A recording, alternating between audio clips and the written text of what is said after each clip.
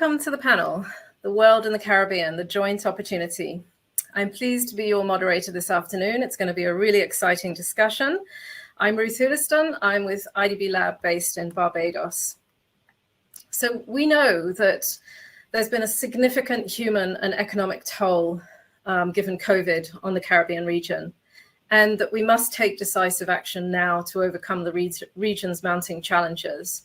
And we recognize that the pandemic has actually created an undeniable opportunity, accelerating digitization beyond our expectations. Investors are surging into this space, but not only has e-commerce grown exponentially, but also deep tech. In fact, the latest data from Startup Genome suggests that 30% of all capital invested in the global tech sector goes to deep tech. So startups worldwide are advancing potentially disruptive solutions that leverage AI, big data, advanced manufacturing, robotics, blockchain. In the last 2 years, we've witnessed a surge in deep tech applications across key sectors, health tech, edutech, fintech especially. So harnessing this innovation potential in our societies to address leading developmental challenges and bring economic recovery is really at the core of IDB Lab's mandate. This panel is going to explore how interactions between academia, innovation ecosystem actors, the investment community, governments together can drive more prosperous, inclusive, and sustainable growth. So we'll learn from our panelists strategic approaches that each have employed to enable innovation for inclusion and realize impact at scale. And we'll explore how these models can be applied to the diverse emerging markets of the Caribbean. So without further ado, let me introduce you to our distinguished panelists. Therese Turner-Jones, General Manager, Country Department, Caribbean Group of the Inter-American Development Bank. Dean Quelch from the Miami Herbert Business School. Christine Intim, founder and CEO of Global Startup Ecosystem. Angel Bohorquez, Senior Investment Officer, FinDev Canada. And Neil Walmsley, who's Head of International Markets and Program Director of California of the EU's Climate-KIC, the Knowledge and Innovation Community. So let me start with you, Therese. The Caribbean region has an amazing geography, natural resources, a very diverse culture, and really has the potential to be a model to lead sustainable, future-forward resilience and growth. However, we're challenged. We're highly vulnerable. We face deep socioeconomic challenges that have been really exacerbated throughout COVID. We know that innovation is a pathway, as we've just established. While we lag behind in some of these areas in terms of building innovation capability, there are abundant opportunities. We'd like to start this session with your thoughts on how the vision that you have for the Caribbean region, and let's anchor this discussion around the Caribbean context, the potential opportunities to bring sustainable and inclusive growth in the Caribbean, and how innovation fits into this. So over to you, Therese. Thanks, you. Thanks, Ruth, and great introduction and great summary of where we are and why this panel is really important. I'm really privileged to be among these panelists, and especially Dean Quelch, because we're working on a particular stream of work with the University of Miami and the business school. So let me just start by saying, you're right that the moment is perfect to be launching anything related to technology and innovation in our region for all the reasons you described. What I would say is that what we've seen, not just since the pandemic, but leading up to the pandemic, was a big push towards digital transformation throughout our region. That's been at the core of our work.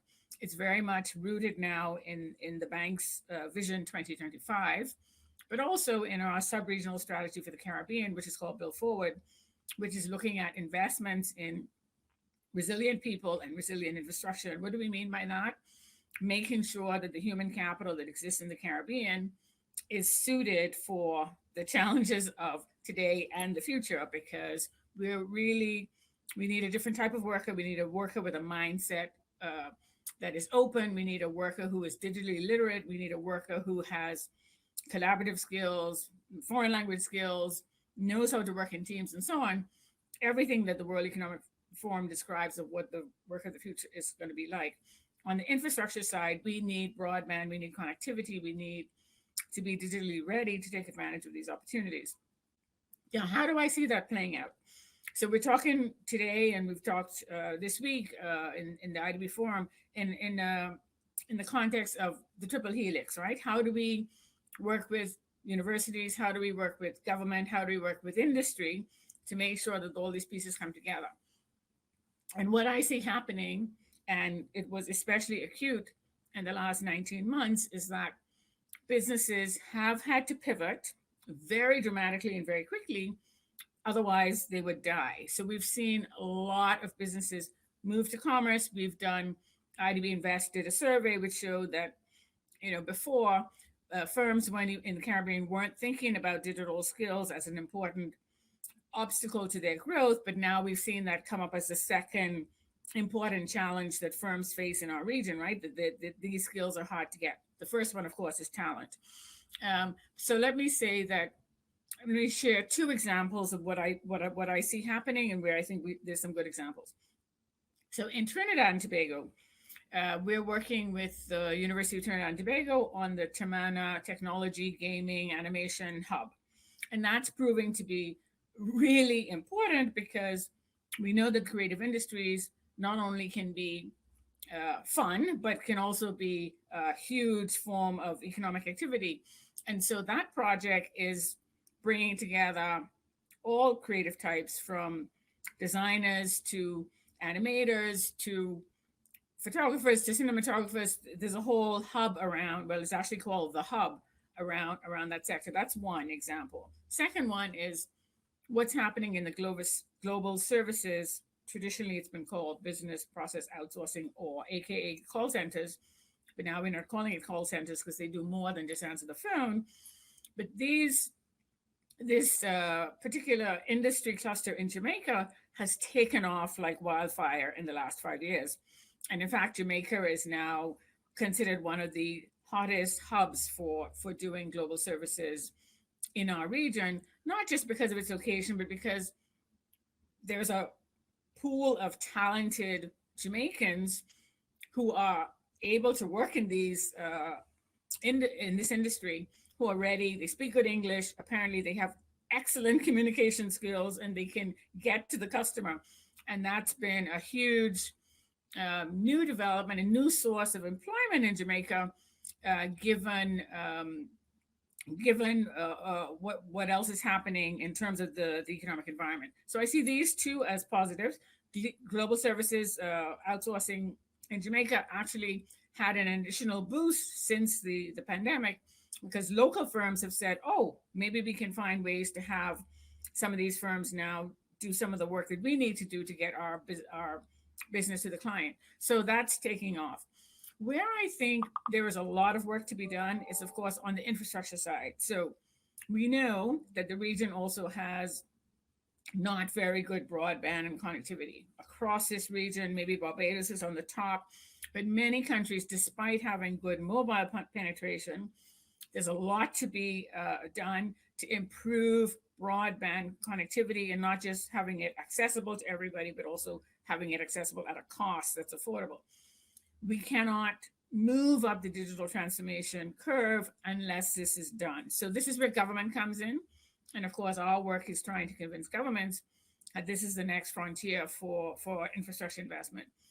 I am very optimistic, not just because that's my general attitude to life, but I see the pandemic forcing governments, forcing workers, forcing academia, forcing industry champions to really embrace technology in a way that we haven't seen before. So we're not even there talking yet about artificial intelligence and robotics on factory floors. We're not there yet in the Caribbean, but I see that coming.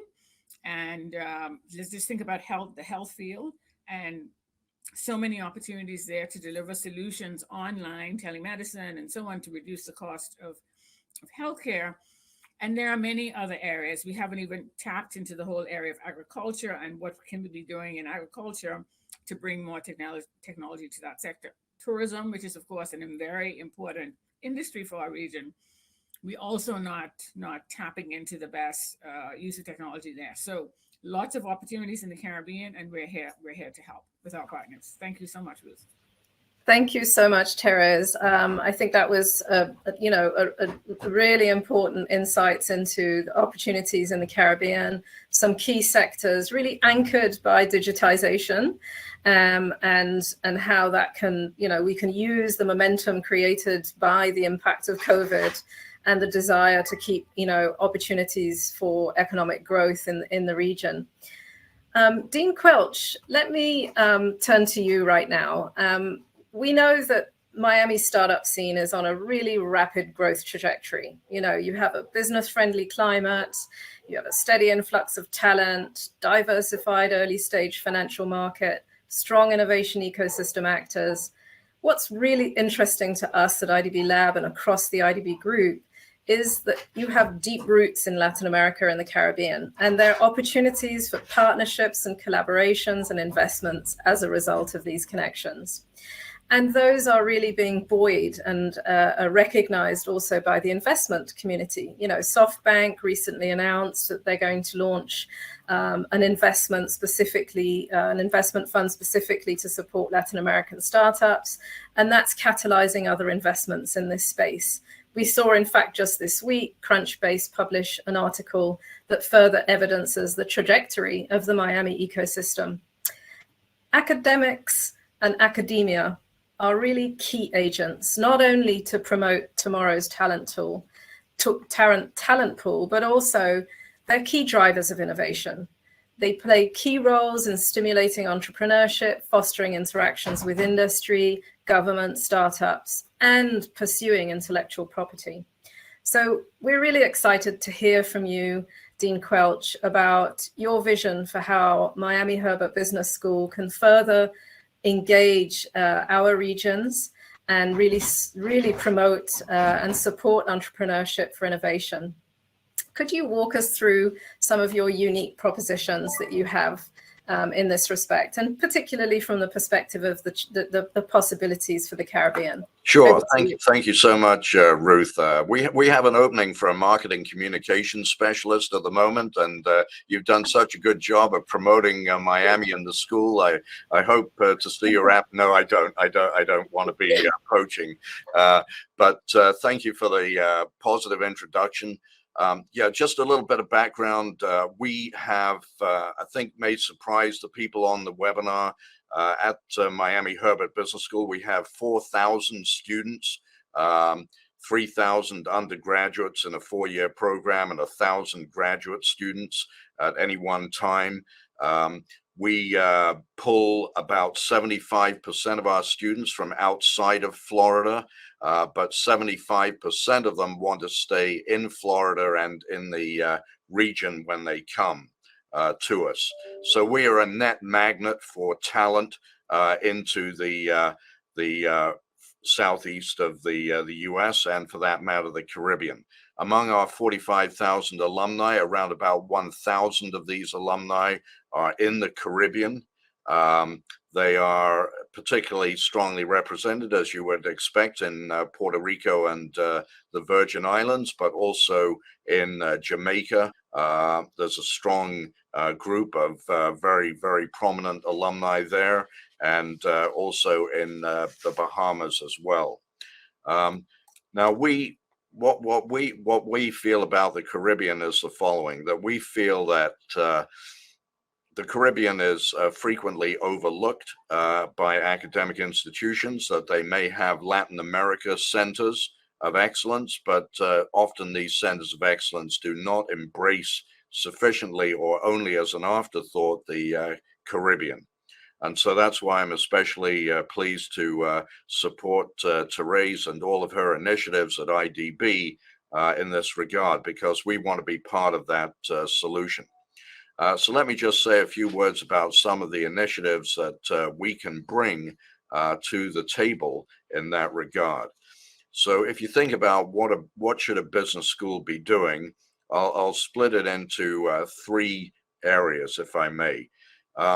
One responsibility that we have is to provide teaching at the undergraduate and graduate level, but to provide access to that excellent teaching to folks who are deserving of that access. And so we have a strong push at the moment for more scholarship funding that will support student applicants from the Caribbean, especially for our MBA and specialist master's programs. Many folks from the Caribbean, have a reasonably solid undergraduate education, but don't necessarily have the funds to do a master's degree that would take them to the next level, especially in terms of management capacity. So scholarship funding to provide more access for Caribbean applicants to our master's programs, that's one priority. A second priority is with respect to research. We have a strong economics department within the university, but that economics department is housed in the business school, and there are several people in that economics department who focus on the special challenges associated with smaller emerging economies. And there is a particular economic development challenge that's associated with being a small economy in the global system, and how to differentiate, how to stand out, how to do better, how to aggregate the resources and inputs necessary to do better.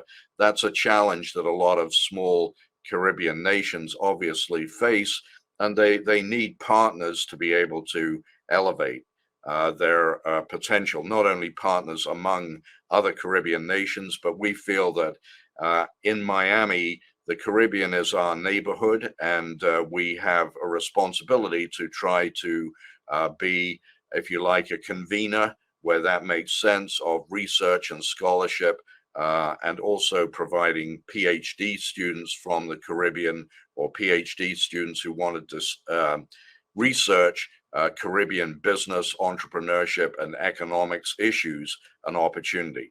So that's on the research side. Then thirdly, what you might call broadly community service. We also look very, very heavily at non-degree executive education. And we feel that with all of the assets we have here, by the way, we're a very diverse community of faculty, even though I'm not personally a representative of that diversity, except perhaps with my with the tie that I'm wearing today, which I think is a fairly all-encompassing piece of neckwear. But, my point is that we're a very diverse community within the University of Miami Herbert Business School. And, we have leadership educators who are extremely well-versed in developing small, young, up-and-coming companies to help them scale up into something more prominent, both in terms of entrepreneurship and in terms of leadership development. We have a lot to offer, and we do that obviously domestically, but we would obviously like to do that more with Caribbean entrepreneurs, Caribbean business people, Caribbean public policy leaders, and do so in partnership with Caribbean institutions.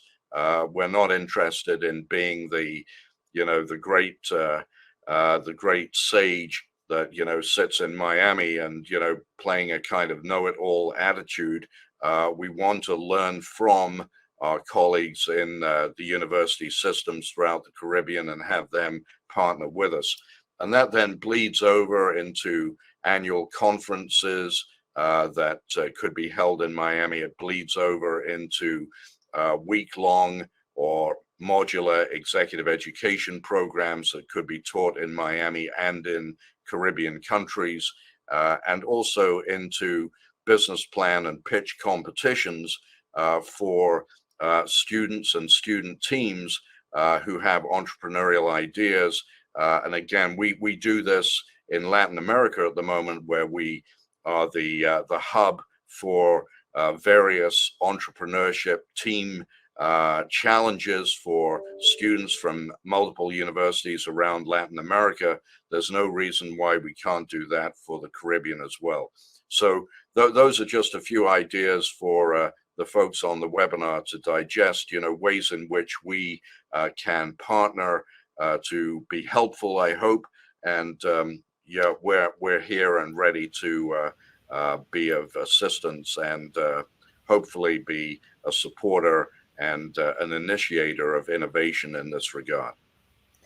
Thank you so much, Dean Quelch. I mean, really clear messages, clear opportunities. And I think, the concept of partnership, collaboration, engagement is, kind of transcends the topic of this panel. And I think it's really interesting to see how you're reaching to achieve that, not through only academia and research, but also engaging your network and your community. And I think that's a really powerful proposition.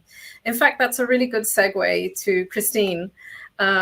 Global Startup Ecosystem's mission is really to prepare individuals and organizations for the digital age. We know there are challenges regarding the gender gaps in that space. World Economic Forum data points to, significant challenges in terms of gender parity in the future of jobs, especially where women are severely underrepresented in some of the tech clusters for tomorrow. And we also recognize that, to achieve success, it's really key to have dynamic, interconnected ecosystems in this space, as we've just heard some initiatives from Dean Quelch. So Global Startup Ecosystem not only prepares entrepreneurs, including female founders, for this digital future, but you build tech communities from the ground up in emerging economies. And this is really compelling for the discussion today. So we welcome you sharing with us some of the key elements of your approach. And in particular, we're keen to hear a little bit about how you also anchor the work of global startup ecosystems in countries around the Sustainable Development Goals. That's so very closely aligned to IDB Lab and the broader IDB Group's mandate of improving lives. Thank you, Christine, over to you. Yes, thank you so much for that. And I think, when it comes to the Caribbean, I think it starts with actually seeing value and opportunity in the region in order to really support the region. And I think it was said earlier that a lot of times when people think about Latin America, the Caribbean is an aside. And so I think for us at Global Startup Ecosystem, we work in, as stated before, in emerging markets around the world, from Africa to the Caribbean to Latin America and beyond. And I'll start by saying that, some of the pillars of our work when it comes to building tech ecosystems is around entrepreneurship, employment, and education. And with those three pillars, we center around making sure we're educating these regions regarding future technologies around AI, blockchain, nanotechnologies, all the future technologies that are disrupting industries, disrupting lifestyles. We're living in a global experiment during this pandemic that is radically changing the new definition of normal. We educate, our ecosystems and communities about these changes through our programs. As far as, employment and entrepreneurship, we support entrepreneurs, as you stated before, female founders, people of color across these regions, about ways to accelerate their businesses from a startup and an SME perspective, because we need to understand SMEs are usually the pillars of economic development within these countries. And then, of course, getting these companies ready to employ that local talent pool is very, very crucial. So with that said, centered around those three pillars of engagement at Global Startup Ecosystem, I want to reemphasize again, reframing the narrative. The Caribbean is known as a tourism hotspot. So a lot of times people limit their understanding and value in the Caribbean as just a tourist destination. How do we change the narrative from tourism hubs to tech hubs of opportunity? I think that's a very key element. Second, I think we need to reframe the people who are currently engaged in the Caribbean, and I echo the diaspora. I think in the past, diaspora participation in the Caribbean is usually centered around remittances. Now you're seeing Caribbean diaspora looking at, how do I go back home and rebuild? How do I tap into the resources of the Caribbean, rechanging how diaspora participate and invest in the Caribbean? And that has been a unique framing that I've seen a transition in. And I think one thing I loved what Therese mentioned earlier is this whole new opportunity for the region to kind of reframe opportunity and looking at remote talent, remote work, really digitizing industries in the region. And I've seen a huge pull on two different areas amongst governments, whether it's Jamaica, Barbados, and even my home country of Haiti, where there's a unique pull for digital visas, try to attract remote talent from around the world to come to the Caribbean and build and scale your career in the Caribbean. I think that's a very innovative idea of leveraging remote digital visas, but also reskilling and upskilling the local talent pool. So this is a big part of what GSC is doing right now in the Caribbean. I'm so excited to also be partnering with the IDB in launching the region's first tourism career accelerator program to accelerate local talent amongst top hotspots in the Caribbean. So you're seeing a reshape of narrative around how do we prepare the local talent for remote work, and how do we attract global talent to the region and want to build the careers there. And so that's something that is really central to us, reframe, reignite, and relaunch what it means to be a person building in the Caribbean and rethinking industries of opportunities. You're seeing startups are accelerating in climate tech, fintech, e-commerce hubs are scaling very rapidly in the region. So it's a unique collision of opportunity. At the same time, it has been a very trying time for the region. And usually when there's chaos, there's a ladder of opportunity. So for us at GSC, we've been trying to inspire our ecosystems through our summits. We first bring people together through our summits, like the Caribbean Future Summit, where we bring pioneers across and say, like, this is what's happening. I know there's a lot of challenges, but where challenges lie the biggest and most accelerated opportunities. So that's what we've been doing in the region. We're really proud, again, of our participation in training remote talent in the region through our career service program, and really amplifying the message that the Caribbean is open for investment. It's open for opportunity. And we're not just a tourism destination region. We are also a ripe region for investments, opportunity, and the next future hubs of the world. So I'll pause there and pass it over to you. Thank you so much, Christine. That is really inspiring and motivating. And I think, you've captured so well the spirit of what we're all trying to achieve here and framing it in the context of the opportunity. So I really appreciate your vision and your alignment with what we're doing. And I think you have, such a great understanding of the opportunities and how we can advance our region. I'd like to shift to Angel. Without investment, there's a huge challenge. And, within the space of investment, we are also incredibly challenged in terms of gender equality. So, World Economic Forum's 2021 Global Gender Gap Report, reveals the shocking statistic that it will take 70 years to achieve gender parity across Latin America and the Caribbean. COVID is further exacerbating and pre-existing inequalities. Crunchbase is also tells us that 2020 was amongst the worst years on record for funding to women founders. And, solo women founders, all women teams raised just 2% of VC dollars. So, from the perspective of women, the venture capital industry is broken.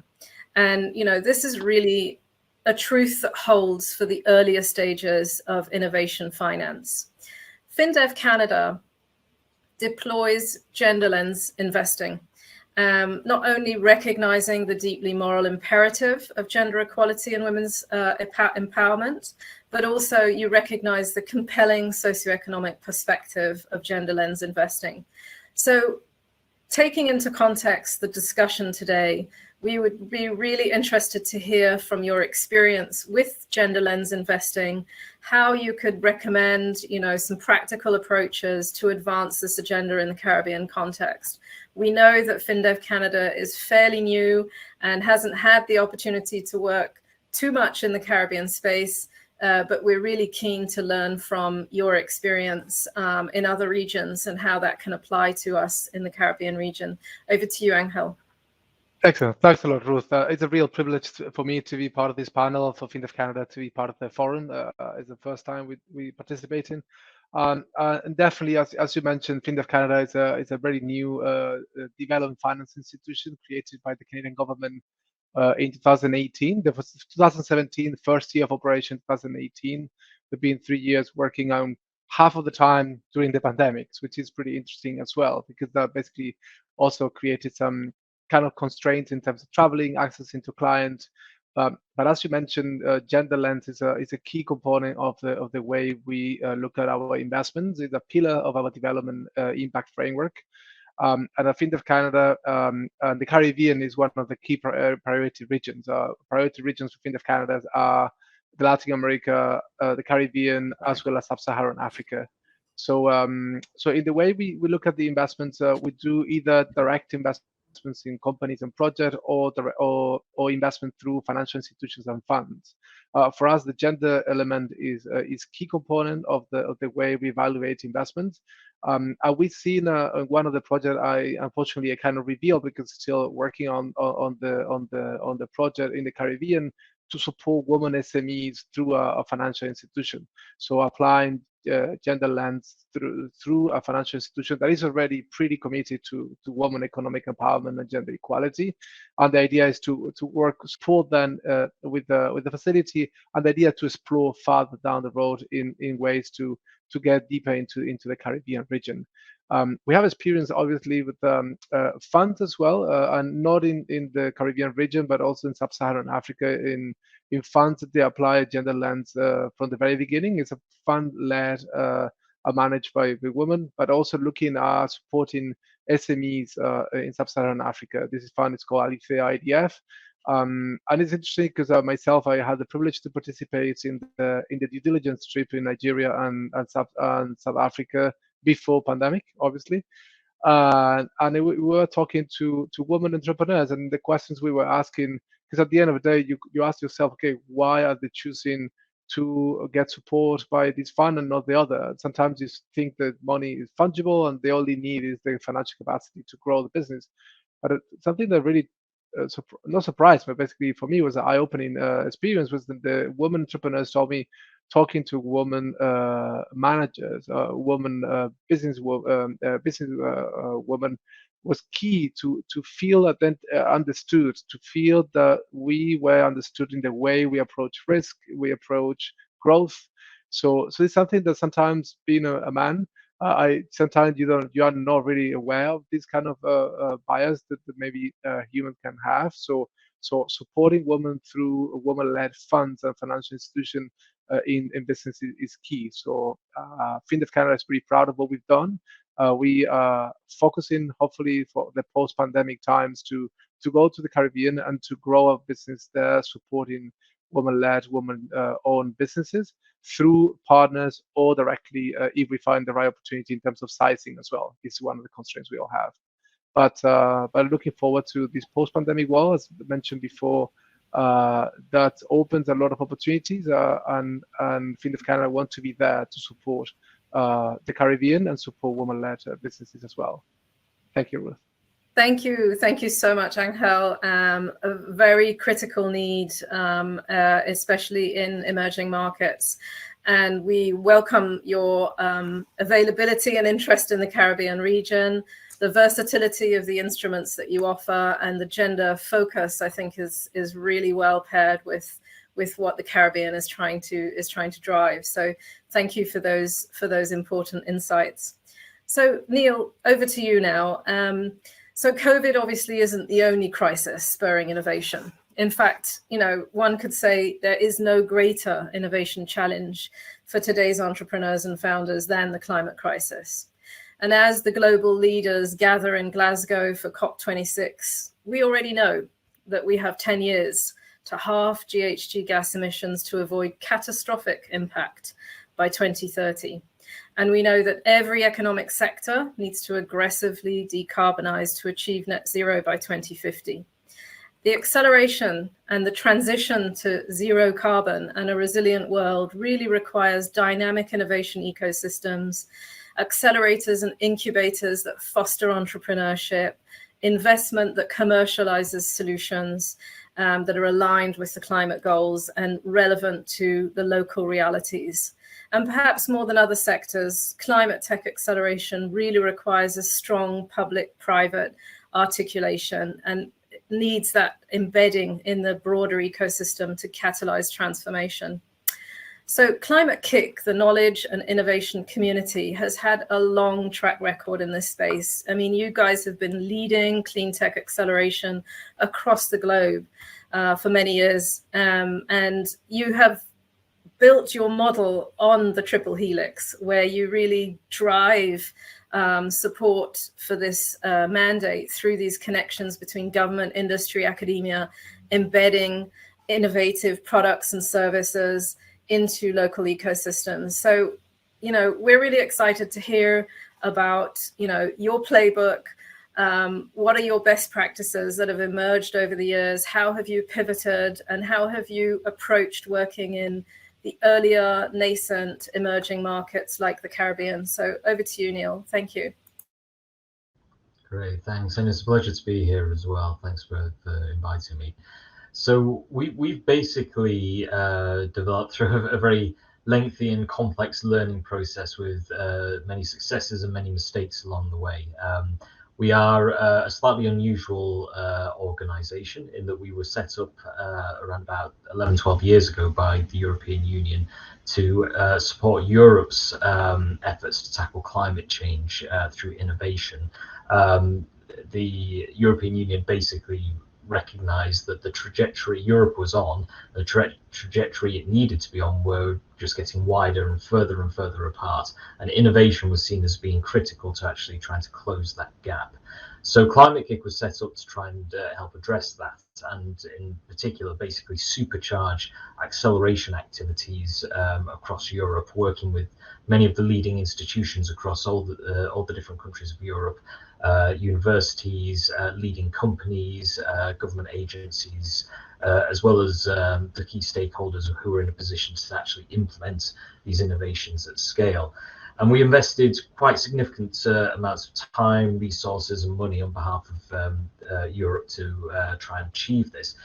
And I think it's fair to say that on one level, we had quite significant success in terms of helping to build up a very large community of climate-focused solution providers. We've generated literally thousands of green businesses across the continent, as well as tens of thousands of jobs and literally billions in follow-on investment that we've been tracking.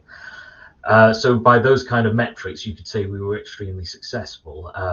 By the other metric of how well we actually helped Europe to close the gap from where the trajectory it was on and where it needed to get to, we were a dismal failure. I think it's fair to say. And this is not a criticism of any of the solutions we were developing, but it was a recognition that the solutions on their own needed to be more than that. They were not going to be able to change the pathway that regions and governments were on their own. And so that really informed our thinking to move to an innovation ecosystem level of action and working at the strategic level with our partners to put together a more portfolio-based approach where we brought together the innovation, the entrepreneurs, the individual accelerators working on the different programs with the policymakers, with the strategic challenges in different place-based locations and so forth, whether that was sectoral challenges around the decarbonisation of, say, food systems and the supply chains globally, or whether it was helping cities to rapidly decarbonise by 2030. These were the sorts of things that we started to move towards, and we started to work as a coordinator of those programs and building up these innovation ecosystems in connection with higher level policy from scratch. And the real testing ground for our approach was actually in the Mediterranean and Eastern Europe and the former Soviet states, where we basically developed frameworks for helping to build this up. Again, working through local partners who had the networks of innovators, who had the knowledge, who could actually deliver the programs, but with us acting as a kind of higher level coordinator, bringing it together and connecting it with the strategic vision that we wanted to achieve. And this has been extremely successful. So successful, in fact, that over the last several years we've expanded globally now, and our innovation programs are actually, if anything, more active in other regions of the world than in Europe. Our programs have expanded very heavily in Africa and Asia in particular, and we have had the pleasure to work in the Caribbean in recent years through our entrepreneurship programs, working in partnership with IDB and many other partners as well. And we've seen some very exciting things coming out of the region. I think one of the things that that we can really take away is that, from our experience, that the innovation on its own is not going to be enough unless it's really connected up to the key drivers of change. And this is where there needs to be the coordination, the connection between the different partners. The organizations here in this room, I think, are a good example of these key participants who can actually make this happen. At the same time, though, I should say that we've also learned a lot from getting our hands dirty as well and getting more directly involved. One of the reasons I'm here actually is that I've been running a lot of our work on adaptation resilience innovation solutions, which has been we've seen quite a lot of innovative ideas and projects coming out of the Caribbean. I actually run this program in Africa and Asia in particular, but I think from what I've seen, there's a huge amount of overlap in terms of the solutions. And I think that's a good example of where, leaving aside the higher level strategic challenges, there are still very practical issues and problems that need to be addressed if you want to drive change in these sorts of areas. Commercialized adaptation resilience solutions, for example, face particular barriers, very different from more mitigation focused solutions, for example. And this is one of the things we've been learning over the past several months as we've been designing these specific acceleration programs. Another thing we've also seen is that despite the fact that you might say adaptation resilience is quite contextual, depending upon the challenge, the climate hazard that you're looking at, whether it's hurricanes, whether it's water shortages, sea level rise, and so forth, and specifically whether it's on the beach, whether it's in a field or whatever, it can be so contextual that on one level the solution has to be very contextual as well. But the reality is we've seen lots of clustering. We've seen all around the world, in multiple African countries, in Asian countries, in the Caribbean, in other parts of Europe and elsewhere. There are common themes that are coming up, and to be honest, the most promising ones really are around digital technology. We certainly see very specialized things around particular crop species that are more resilient and things like that. But the reality is that the most promising, the most commercially viable, the ones that are really taking off are planning tools for mapping climate risks, things that can integrate into business operations so that individual companies can understand the hazards they face, they can plan for them, and in particular access to finance. That's one of the biggest things. Tools that allow individuals and communities to find ways of financing the changes they need to make in their lives. Those are really critical, and they're also really rapidly emerging with the sort of rapid evolution of technology in this space. So I think the key thing I would say is here that I think we're seeing some absolutely enormous advances in this space, and really, rather than trying to get too deeply involved in each individual one, from our perspective, it's more effective to work with the other organizations here in the room and across the region to try and coordinate this and provide that supportive, enabling environment where those solutions can really grow, where they can spread across the region, but also access the international market and start to sell those solutions in other parts of the world. Early warning systems early warning systems developed in Barbados, for example, can be equally as valuable in Zanzibar or anywhere that's facing similar sorts of threats and challenges. So I think I'll pause on that in the interest of time and hand back to you, Ruth. Thank you so much. I would love to be able to continue this discussion we're running woefully out of time. So I'm afraid I'm going to have to close up the panel. I would have really wanted us to be able to loop back, but everything that all of you have been contributing today has been really compelling.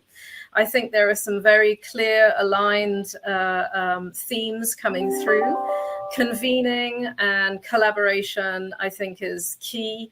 And I really look forward to continuing together jointly, hopefully, this convening and collaboration. So thank you very much, everybody, for today's participation. Great panel. Thank you very much. Have a good afternoon. Thank you, Ruth. Thank you. Thank you very much. Thank Ruth. you. Thank you. Thanks a lot. Pleasure. Thank you so much. It was a Thank pleasure. you.